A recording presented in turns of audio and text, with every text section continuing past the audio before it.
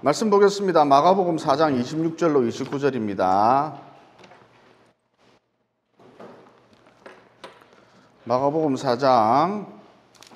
마가복음 4장 26절로 29절입니다.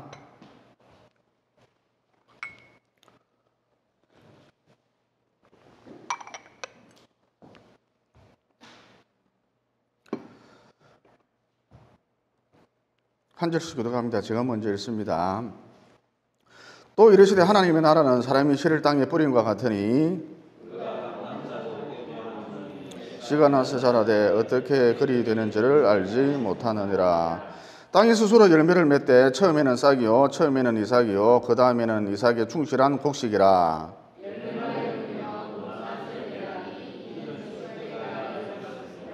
아멘. 오늘 줄예배는 자라게 하시는 이는 하나님이다 라는 제목으로 잠깐 시간 은혜를 나누고자 합니다.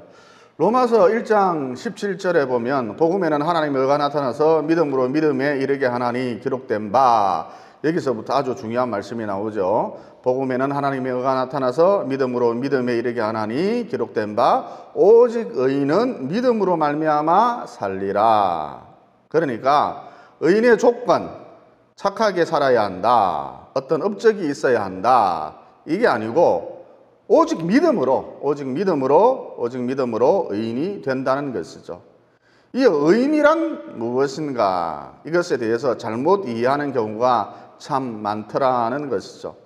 어느 날 아브라함이 하나님께 이런 질문을 했습니다. 하나님, 왜 어째서 의인이 악인과 함께 죽어야 합니까? 그러니까 아브라함이 생각하는 의인이란 뭔가 좀 보상을 많이 받거나 특별한 대우를 받아야 한다. 또 의인이니까 안전해야 한다. 행복해야 한다. 또 의인이니까 웬만하면 잘 먹고 잘 살아야 한다. 자녀가 잘 돼야 한다. 이걸 의인이라 생각했던 것이죠. 그런데 성경이 정의해주는 의인이란 무엇인가? 성경은 어떤 사람을 의인이라 그런가? 일단 믿음으로 얻게 된 다음, 첫째는 책임지는 자, 둘째는 하나님의 심판을 멈추는 자, 이게 의인이다 그랬다는 것이죠. 우리가 생각하는 의인의 개념하고는 좀 다르지요. 우리는 의인 그러면 의롭게 살고 착하게 살고 봉사를 많이 하고 그래서 보상을 받고 표창장을 받고 잘 돼야 한다. 그들의 자녀까지 잘 돼야 한다. 악인은 모조리 죽어도 의인은 살아야 한다. 며칠 전에 보니까 모로코인가? 거기서 지진이 일어났던데, 지진이 일어나면 악인은 모조리 다 죽어도 의인은 하나님의 특별한 보호하심으로 살아야 한다. 그런데 성경에서 말하는 의인이란 이런 게 아닙니다. 성경에서 말하는 의인이란 책임을 지는 자, 둘째는 하나님의 심판을 멈추는 자, 이게 의인이다 그랬다는 것이죠. 그러니까 지진이 일어나면 의인도 죽을 수 있어요. 악인과 더불어. 의인은 뭔데? 의인이 도대체 뭔데? 책임을 지는 자, 하나님의 심판을 멈추는 자, 이게 의인이다라는 것이죠. 여러분 기억하실는지 모르겠는데 몇 해 전 우리나라에서 휴대폰 불통 사태가 전국적으로 벌어졌죠. 그러면 왜 이런 일이 벌어졌을까요? 핸드폰이 문제일까요? 각자 가지고 있는 핸드폰이 문제일까요? 핸드폰을 파는 대리점이 문제일까요? 아니면 기지국이 문제일까요? 결론부터 말하자면 기지국이 문제입니다. 그러니까 간단하게 말해서 의인이란 무엇인가? 마치 기지국 같은 존재다라는 것이죠. 여러분 기지국에 문제가 생기니까 온 세상이 마비가 되고 엉망이 되듯이 이 세상에 의인이 없으면 그만 이 세상이 마비가 되고 엉망이 된다는 것이죠. 그래서 이런 맥락에서 기지국 같은 의인들 언제나 제 역할을 하고 있어야 한다는 것입니다. 그러면 의인의 역할이란 무엇인가? 이것은 방금 말씀드린 의인의 정의하고 연결이 되는데 의인의 역할이란 무엇인가? 첫째, 책임을 지는 것. 둘째, 하나님의 심판을 멈추는 것. 이 두 가지라 할 수가 있습니다. 이어 이 땅의 의인들이 이 두 가지 역할을 성실하게 수행해 내므로서 세상이 엉망이 되지 않도록 썩지 않도록 해야 한다. 그리고 무엇보다 하나님의 심판이, 하나님의 진노가 이 세상에 임하지 않도록 해야 한다는 것이죠. 그러면 좀 더 구체적으로 내가 예수를 믿는 사람으로서, 믿음으로 의인이 된 사람으로서 어떻게 살아야 하는가? 의인으로서 내가 어떻게 살아야 하는가? 여러분, 곳곳에 기주국이 세워져 있는데 이 기주국이 제 역할을 하는 데 있어서 송신, 수신 이런 역할을 하는 데 있어서 이 기주국이 커버할 수 있는 범위가 있거든요. 그러니까 우리도 마찬가지인데 내가 커버할 수 있는 범위가 있다는 것입니다. 그래서 이 범위 내에서 내가 책임을 져야 한다는 것이죠. 예를 들어서 저 미국으로 가서, 남미로 가서, 유럽으로 가서, 아프리카로 가서 생판 모르는 사람에게 복음을 전할 필요는 없다는 것입니다. 즉 내 생활권 안에 있는 사람들에게 복음을 전해야 한다는 것이죠. 이 사람들을 내가 책임져야 한다는 것입니다. 내가 만약 학원 원장이라면 원생들 내가 책임져야 한다는 것이죠. 또 내가 만약 101호에 산다 그러면 102호에 사는 세댁, 그녀에게 예수를 전해야 한다는 것이죠. 그녀를 내가 책임져야 한다는 것입니다. 그리고 이 사람들에게, 원생들에게, 세댁에게 하나님의 심판이, 하나님의 진노가 임하지 않도록 해야 한다는 것입니다. 또 이 땅에 수많은 교회들이 있는데 여러분이 이 수많은 교회들을 다 책임질 필요는 없다는 것이죠. 내 커버리지, 바운다리, 내게 맡겨진 범위, 이것만 책임지면 된다는 것이죠. 즉 우리 포도나무 교회만 책임지면 된다는 것입니다. 여기에 목숨을 걸면 된다는 것이죠. 내가 죽더라도 이 교회가 면면이 이어져야 할 것인데 어떻게 하면 좋을까 고민도 하고 방법도 찾아보고 기도도 부지런히 하고 애를 써야 한다는 것이죠. 여기에 목숨을 걸어야 한다는 것입니다.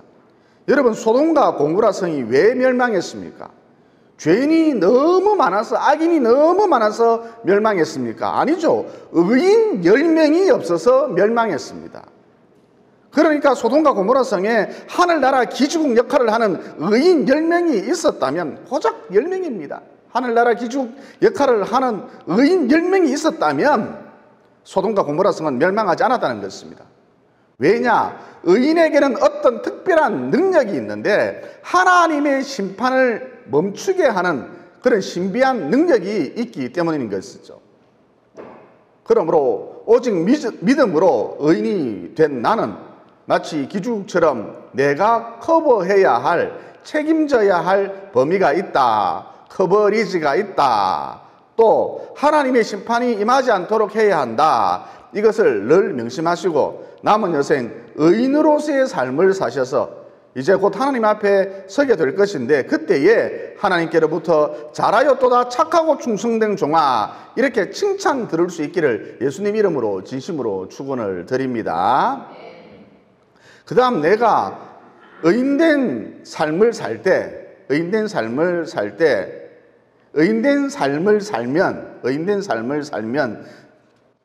내 공로, 나의 예씀, 내 노력에 의해 하나님 나라가 확장이 되는가? 내가 부지런히 의인된 삶을 살면 하나님 나라가 확장이 되는가? 여러분, 26절로 27절에 보면 이런 말씀이 나오죠. 또 이르시되 하나님의 나라는 사람이 실을 땅에 뿌림과 같이 그가 밤낮 자고 깨고 하는 중에 씨가 나서 자라되 어떻게 그리 되는지를 알지 못하느니라. 그러니까 농부가 낮에 열심히 일하고 김도 매주고 비료도 주고 물도 주고 낮에 열심히 일하고 이윽고 밤이 되면 잠자리에 드는데 이 생활을 매일매일 반복할 뿐, 거의 300일 가까이 이 생활을 매일 반복할 뿐, 씨가 어떻게 싹을 틔우고 자라고 성장하고 열매 맺는지 이것은 알지 못한다는 것입니다. 무슨 얘기냐? 그저 농부는 씨가 잘 자랄 수 있도록 도움을 줄 뿐이지 결국 자라게 하시는 이는 하나님이라는 것입니다. 그런데 우리는 하나님이라는 요소를 빼버리고 자꾸 엉뚱한 데 초점을 맞추는 그런 경향이 있지요. 예를 들어서 환경이 좋으면 된다 그러면서 환경이 좋아질 때에 크게 기뻐한다는 것입니다. 여러분, 환경이 아무리 좋아도, 환경이 아무리 퍼펙트해도 자라게 할 수는 없습니다. 자라게 하시는 이는 오직 하나님이라는 것이죠. 또 우리는 때때로 자꾸 사람을 의지하거든요. 그래서 어떤 능력자가 나와 함께 한다 그러면 너무너무 뛸 듯이 기뻐한다는 것입니다. 여러분, 방금 전 말씀드렸습니다만 좋은 환경이든 능력자든 그 무엇이든 자라게 할 수는 없습니다. 자라게 하시는 이는 오직 하나님이라는 것이죠. 여러분, 대개 사람들은 불가능한 일을 이루는 데 있어서 영웅이 나타나기를 기대하지요. 그런데 성경에 보면 어떤 일을 성취하는 데 있어서 하나님의 위대한 뜻을 이루는 데 있어서 하나님이 영웅을 쓰신 경우, 하나님이 위대한 영웅을 쓰신 경우 거의 전무합니다. 예를 들어서 고작 300명을 이끌고 가서 10만 적병을, 10만 정예병을 무찌른 기도원 같은 경우 간이 저보다 더 작았습니다. 저는 거의 간이 없거든요. 그래서 강한 사람한테는 한없이 약하고 약한 사람한테는 큰 소리 치고 그러거든요. 아주 비겁하죠. 목사가 이러면 안 되는데, 강한 사람한테 강해야 되고 약한 사람한테 약해야 되는데, 어쨌든 기도는 저보다 상태가 훨씬 더 심각했다는 것입니다. 여러분, 하나님은 이런 사람을 쓰시거든요. 그래서 내가 상태가 심각하면 심각할수록 하나님 앞에서는 소망이 있다는 거예요. 그리고 우리는 여자 사사, 여자 장군 드보라 그러면 굉장한 인물로 생각을 하는데, 이분 역시 뱃살이 도둑한 삼겹살 뱃살을 갖고 있는 평범한 아줌마였습니다. 또 우리는 엘리야, 엘리사 그러면 엄청 대단하게 생각하는데 이분들 역시 족보와 출신이 모호한 사람들이었습니다. 그러니까 흔히들 시쳇말로 정체 모를 사람들에 대해서 너 어디서 굴러먹던 말 뼈다귀냐 그러잖아요.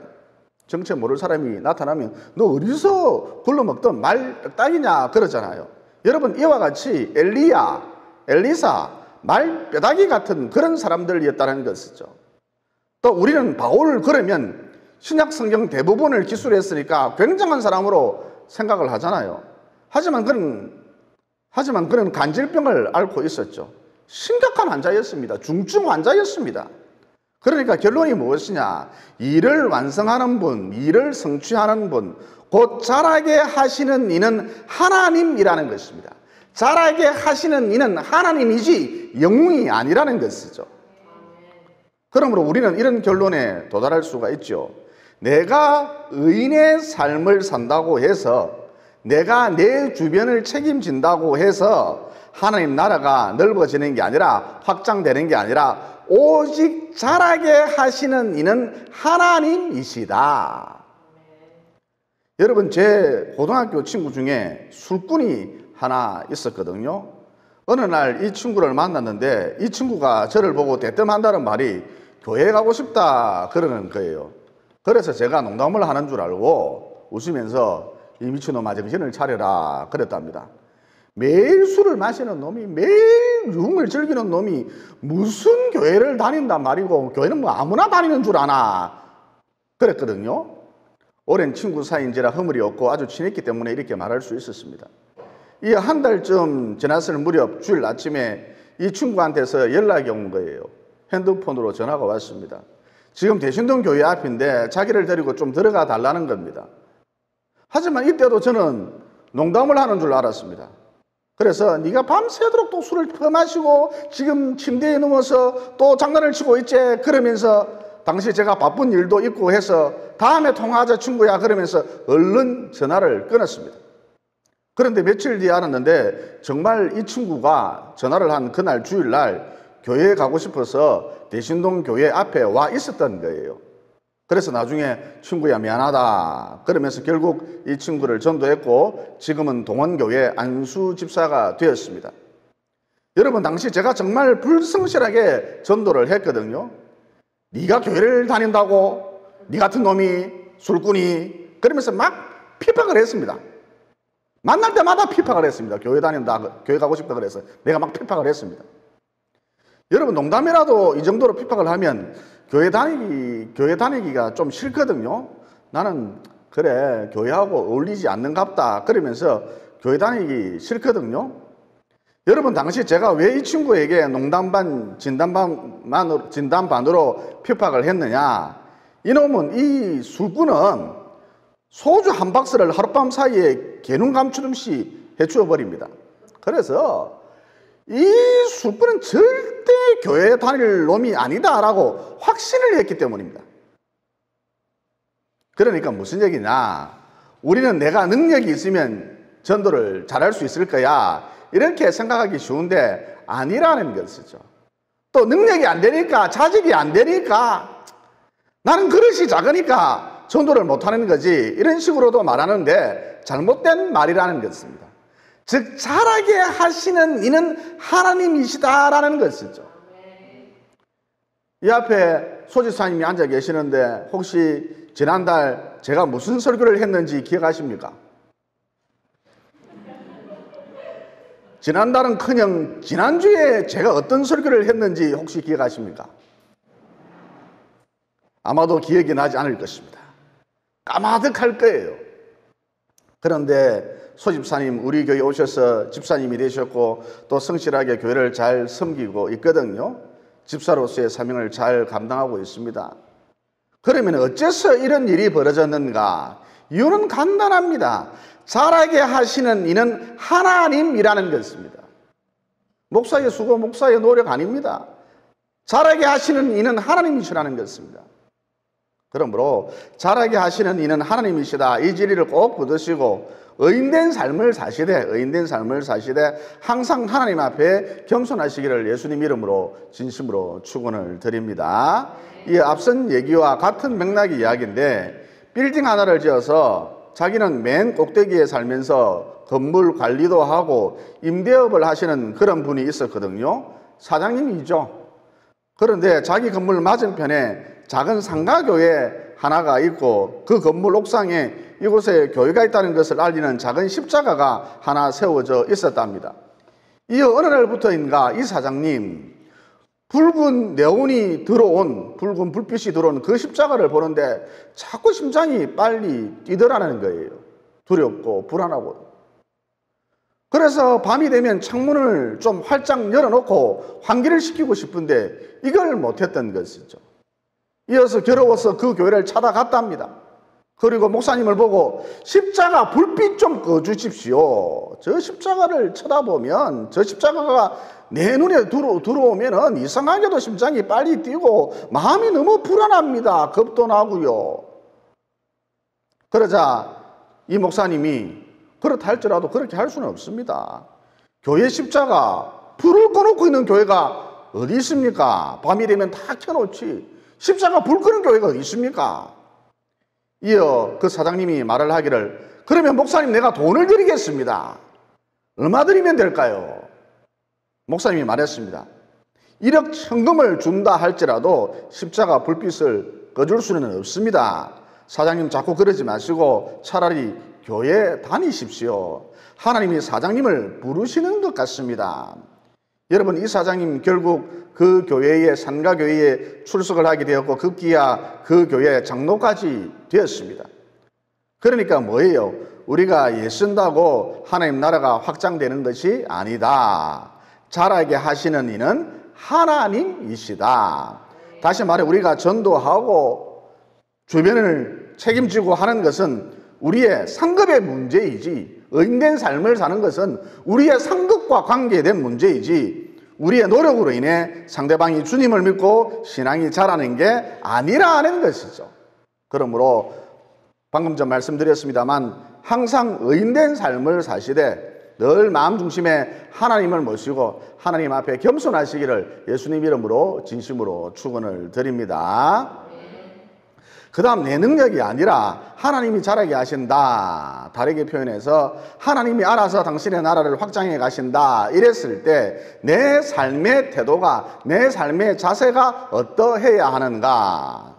여러분, 하나님께서 나에게 에너지를 주셨거든요. 어떤 사람에게는 5달란트라는 에너지를 주셨고, 어떤 사람에게는 2달란트라는 에너지를 주셨고, 어떤 사람에게는 1달란트라는 에너지를 주셨는데, 이 에너지를 가지고, 하나님이 내게 주신 에너지를 가지고, 이 한정된 에너지를 가지고 설교 서두에 말씀을 드렸는데, 마치 기지국의 에버리지처럼 내 생활권 안에 있는 사람들을 책임지라는 것이죠. 내 바운다리, 내 영역, 내 커버리지 안에 있는 사람들을 책임지라는 것이죠. 어떻게 해요? 예를 들어서 우울증에 걸린 성도가 있다 그러면, 시험에 빠진 성도가 있다 그러면 전화해서 나오라 그러고 같이 밥 먹자 그러라는 것입니다. 또 나도 힘들지만 인생살이 다 힘들기 때문에, 인생사 다 사연이 있기 때문에 가끔 전화라도 한 통해서 위로해 주라는 것이죠. 신방도 가지고. 이런 일에 내 한정된 에너지를 사용하라는 것입니다. 또 인간은 다 연약하기 때문에, 참 연약해요. 인간은 다 연약하기 때문에 나한테 실수를 하는 사람이 있을 수밖에 없어요. 이때 내 에너지를 분노하는 데 사용하지 말고 용서하는 데 사용하라는 것입니다.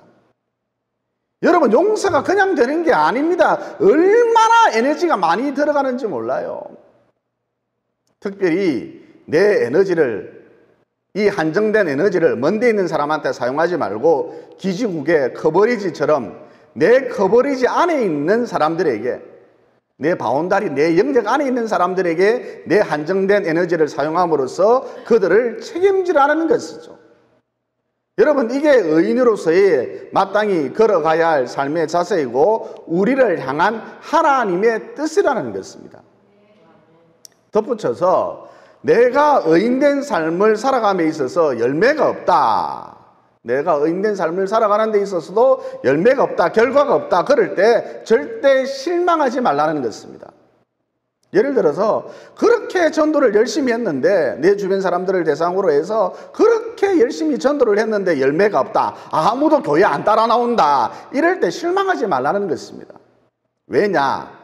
내가 볼 때 내 눈에는 아무 일도 일어나지 않는 것처럼 보이지만 실상은 하나님께서 배후에서 열심히 일하고 계시기 때문인 것이죠.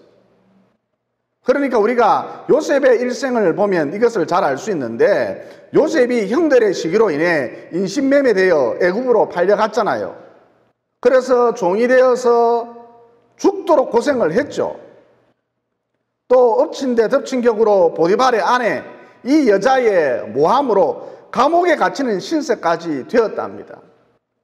여러분, 이와 같이 불행의 연속이었지만 이 모든 과정들 알고 보면 그가 애굽의 국무총리가 되는 데 있어서 섬세한 하나하나의 과정들이었다는 것입니다. 다시 말해, 그가 애굽의 국무총리가 되는 데 있어서 숱한 불행들, 끊임없이 추락했지 않습니까? 이런 불행들 알고 봤더니 징검다리였다는 것이죠. 그러니까 내 눈에만 결과물이 없는 것처럼 보일 뿐이지, 내 눈에만 열매가 없는 것처럼 보일 뿐이지, 실상은 배후에서 부지런히 하나님께서 움직이고 계시다는 것이죠.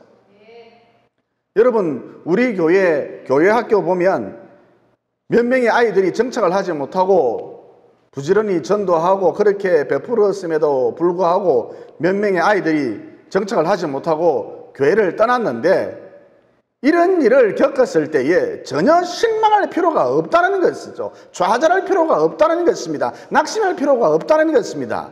왜냐? 저 아이들 성년이 되면 교회 학교 다녔던 때를 추억하면서 다시 교회로 발걸음을 돌리고, 또 그들의 삶 가운데 위기가 닥쳤을 때에 천부의 의지 없어서 손들고 옵니다 그러면서 다시 교회를 찾게 되고, 급기야 하나님의 좋은 군사, 하나님의 좋은 일꾼이 될 수도 있기 때문인 것이죠.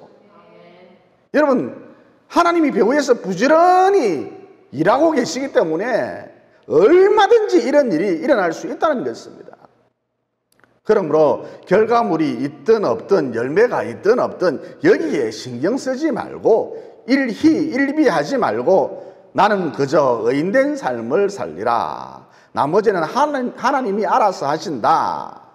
비록 내 눈에는 아무런 열매가 보이지 않지만 배후에서 하나님이 일하신다. 이 진리를 붙드시고 주님 부르시는 그날까지 끝까지 의인된 삶을 이어가시기를 예수님 이름으로 진심으로 축원을 드립니다. 기도드리겠습니다. 사랑의 하나님, 오늘 말씀을 통해 의인이란 무엇인가, 의인의 정체성, 의인이란 무엇인가, 내 생활권역 안에 있는 사람들, 내 커버리지 안에 있는 사람들, 이 사람들을 내가 책임지는 것이다. 또 하나님의 심판이 임하지 않도록 하늘나라 기주국 역할을 해야 한다. 이게 의인이다라는 진리를 깨닫게 됐습니다.